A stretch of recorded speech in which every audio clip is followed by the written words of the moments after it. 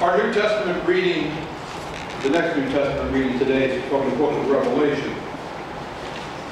And it starts in chapter 21, verses 1 through 6. And John writes, "Then I saw a new heaven and a new earth. The first heaven and the first earth had passed away, and the sea was no more. And I saw the holy city, the new Jerusalem, coming down out of heaven from God, prepared as a bride adorned for her husband. And I heard a loud voice from the throne saying, 'See, the home of God is among mortals. He will dwell with them. They will be his peoples, and God himself will be with them. He will wipe every tear from their eyes. Death will be no more. Mourning and crying and pain will be no more, for the first things have passed away.' And the one who was seated on the throne said, 'See, I am making all things new.' Also he said, 'Write this, for these words are trustworthy and true.' Then he said to me, 'It is done. I am the Alpha and the Omega, the beginning and the end. To the thirsty I will give water as a gift from the spring of the water of life.'" This is the word of God for the people of God. Thanks be to God.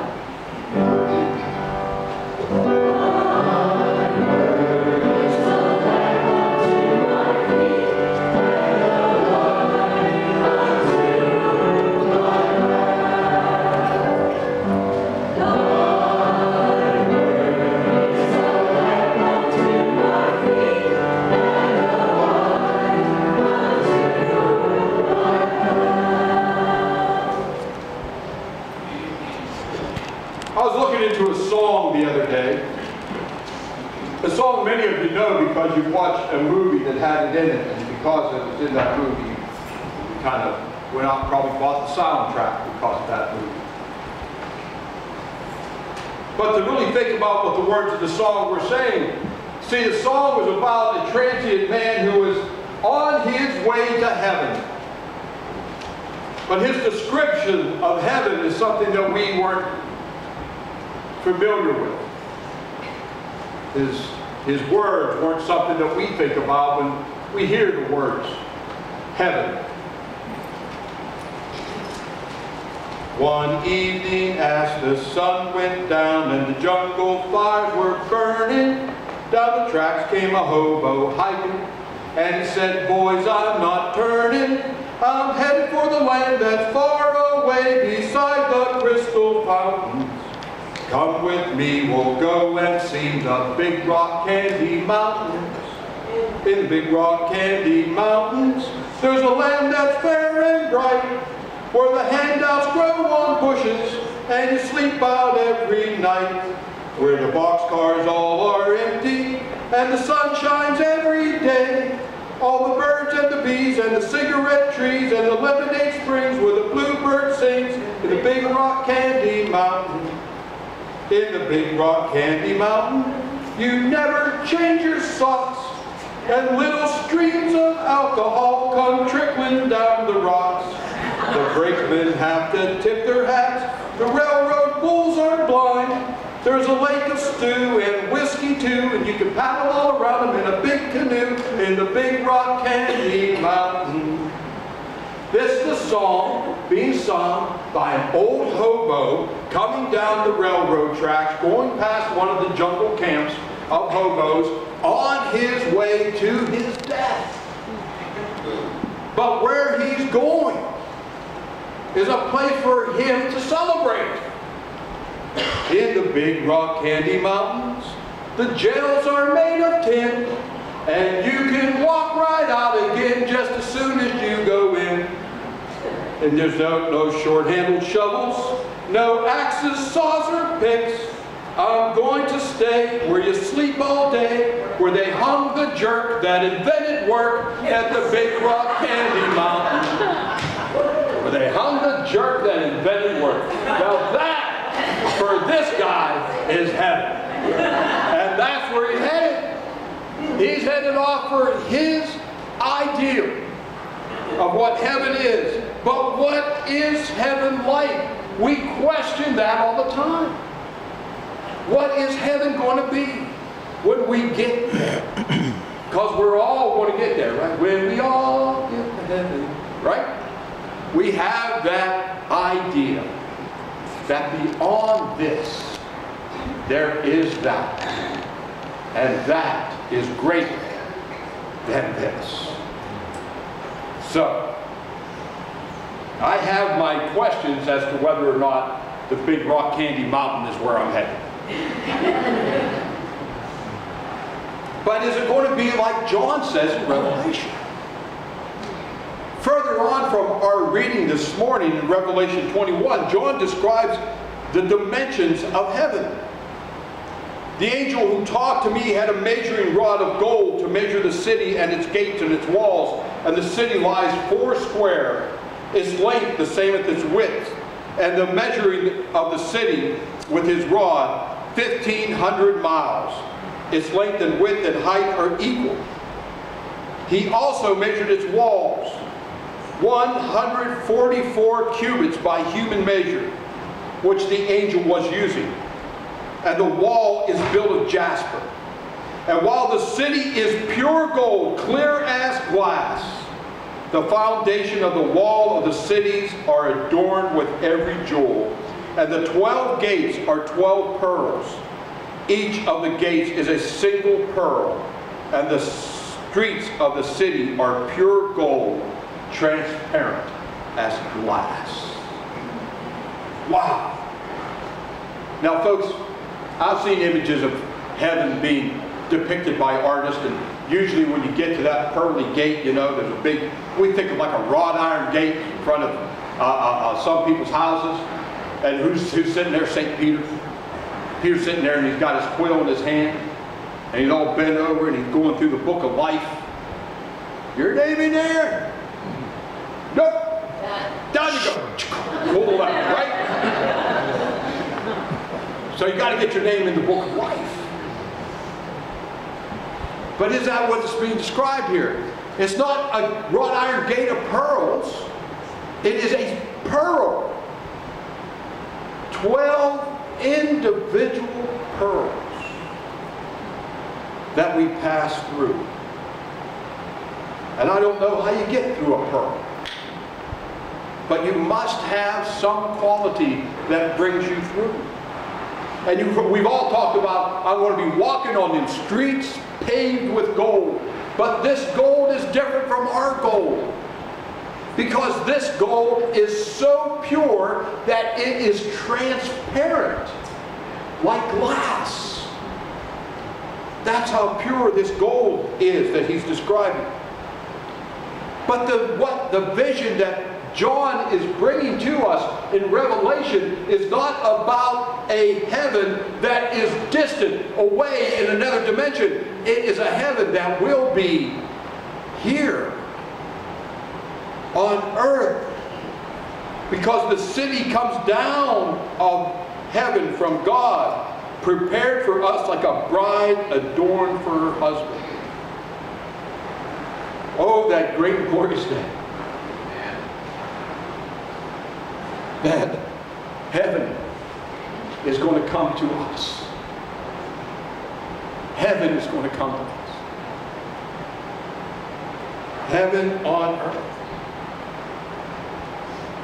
We heard that phrase thousands of times. Where is your heaven on earth? Think about a vacation spot that you may have gone to. Or think about maybe even your own backyard. I have a brother who sits back on a swing back in his backyard. He's got a fire pit. He gets a fire going. And he looks around it and says, heaven can't be no better than this. And I said, Jimmy, it's going to be 1,000 times better than this. But for him, that's his spot. His own backyard is his spot. Where's your spot Is there a spot in this world that you can say that about? You guys just came from Hawaii. It's paradise, right? It's paradise. But that's not going to compare with the paradise God has planned for us. Our heaven on earth, to me, my heaven is wherever I can have a moment of peace. Just be at peace in God's presence. In God's presence. You know, I spoke this morning about the history of the EUB Church. That's what we discussed over at Otterby. We talked about the history of the church. And the first meeting in Lancaster, Pennsylvania, during the Great Awakening, a man stood up named Boehm, and he was a farmer. And he spoke about plowing his field, and while he was out plowing his field and churning up the dirt and following behind the two horses' backsides, he got a revelation from God. He felt the presence of Christ upon him and gave his life to Jesus plowing a field. Heaven came to his life. God came to his life. And from him and the meeting with William Otterbein, the Brethren Church was born. What happens when heaven comes to our lives and comes to earth? Hans Christian Andersen once wrote a story called A Leaf from Heaven. In it is a story about an angel who was carrying a heavenly flower, transporting it across the heavens, and one of the petals fell off. And the petal from that heavenly flower fell and it lit on the earth, and when it lit on the earth, it began to grow into a plant. And it was so different. And all the plants that were all around it, it became weed-like. And they hated this new plant that was growing because it was different. A botanist came along and he started to study it, and he said, it must be some degenerate species. Even though it was beautiful. After a while, it grew a little bit larger. A little girl came along, a little girl who loved her Bible and loved going to church and loved the Lord, and she came by and she looked at it, she wondered at it. The green leaves exhaled a sweet and refreshing fragrance, and the flower glittered and it sparkled in the sunshine like little colored flames, and there was a harmony of sweet sounds that lingered around it, concealing a deep melody. And with pious gratitude, the little girl looked at the work of God, and she bent over one of its branches so that she might examine the flower and inhale its sweet perfume. And then a light broke on her mind and her heart expanded, and she would have loved to have plucked one of those little flowers, but she knew that if she broke it off, it would fade. So she left it there, but took a little leaf off the stem and carried it home and put it in her Bible, where it remained green, unfading, and fresh. There, within the pages of her Bible. But a few weeks after, the little girl died. And they took her Bible, and they placed it under her head and laid her in her coffin. No one knowing that in that Bible was the presence of God within their midst. Apart from that one pious soul, the neighborhood of heavenly plants, the botanists, animals, and human beings despised its growth, until one day along came, it grew, and a pig farmer came along and needed fuel for the winter and cut it down to burn it. There it was, destroyed, but after it was gone, the king of the kingdom, he fell into a melancholy, as Andersen would say, a depression. And they sought its cure, so they went out looking for this plant in hopes that it would be there, but it was gone. No one knew about the leaf in the little girl's coffin. All they could do was build a fence around the spot that it once was. And the botanist would write theses about the plant, and people paid him handsomely for his thoughts. See, what Anderson was doing was lampooning the church and the discipleship of theology for trafficking in things of heaven that we did not truly understand.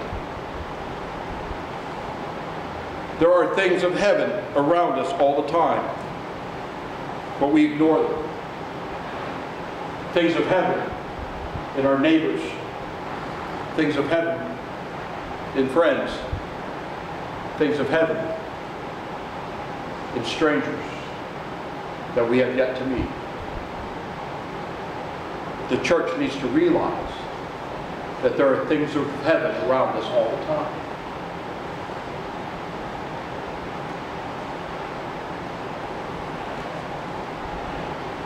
See, folks, Christ is alive. Christ is alive. And He lives in each and every one of us. Like that little leaf that's in that Bible. The presence of God is there. But you have to open it up to see it. Too often we just bury it away. If we can even catch a fleeting glimpse of God's glory, our lives can be changed and never be made the same again. What is heaven like? Is it going to be that glorious streets of transparent gold? Is heaven going to be like that favorite vacation spot or that place that gives you peace?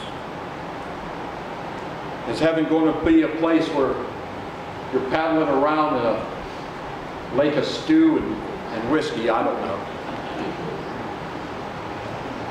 The good news is that even the barest seed from heaven, when it falls to earth, we can see that something will be transformed.